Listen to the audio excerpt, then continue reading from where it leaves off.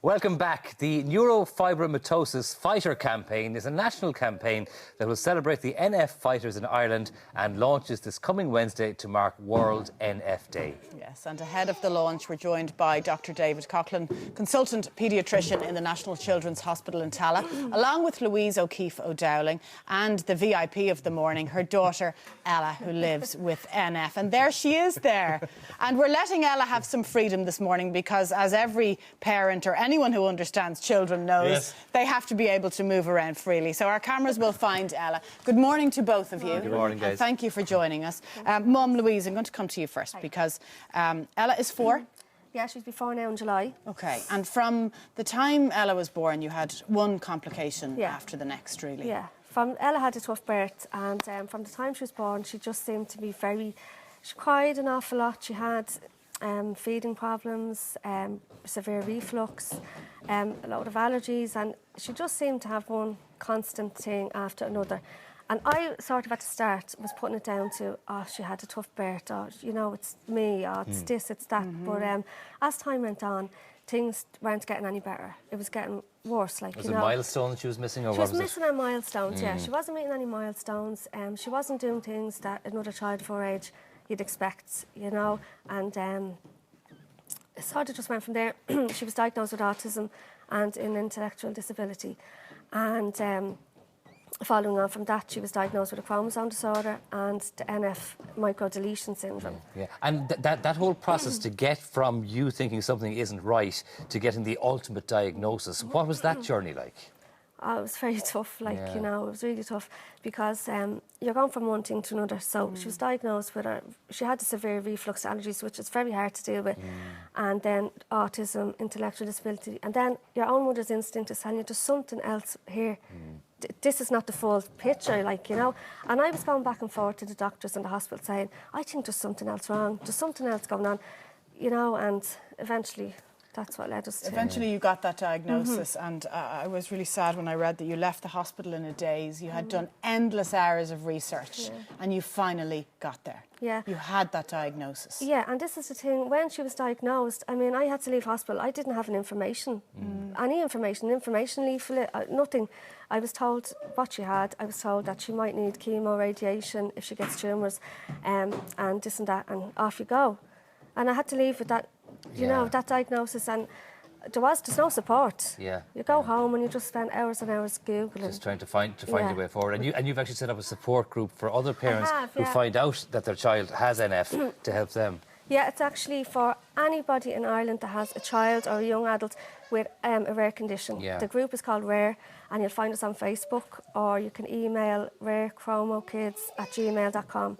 And myself and another mother set it up because there is no support, and if we can help... That's wonderful. I mean, you're giving back through all this difficulty. David, talk to us about the condition NF and what's involved, how it presents, and the various levels of severity involved. So it's a genetic condition. So we know the gene and the gene change or the gene mutation that causes this. In Ella's case, there's nobody else in the family tree that has this, and that's not unusual. About 50% of these children, there will be a family history, but in 50% of cases, there isn't. So she is a new mutation, and as Louise very eloquently said, she has a microdeletion, so she's a particular genetic form of this condition. So children will often present, they get these skin changes called café au lait, so basically skin pigmentation, and a lot of us, 10% of the population, will have 1 or 2 of these sort of marks. But in this condition, we look for 6 or more. You get freckling in unusual areas. And then over time, the skin, you develop basically these nerve tumours, what we call neurofibroma. So that's part of the name, neurofibromatosis. So that's the sort of classic lesion we get. We don't see those so much in childhood, but it's a progressive condition, so we do see those as time goes on. Okay. As I said, it's a systemic disorder, and it's not just skin, so there can be bone involvement, so these children will often have slightly bigger heads. As time goes on, they may develop curvature of the spine, and as you know, scoliosis is very topical in the media at the moment. Yes. Not all the children, about 10% of them will develop scoliosis over time. Some children are born with abnormalities of their lower limbs, a thing called a tibial pseudoarthrosis.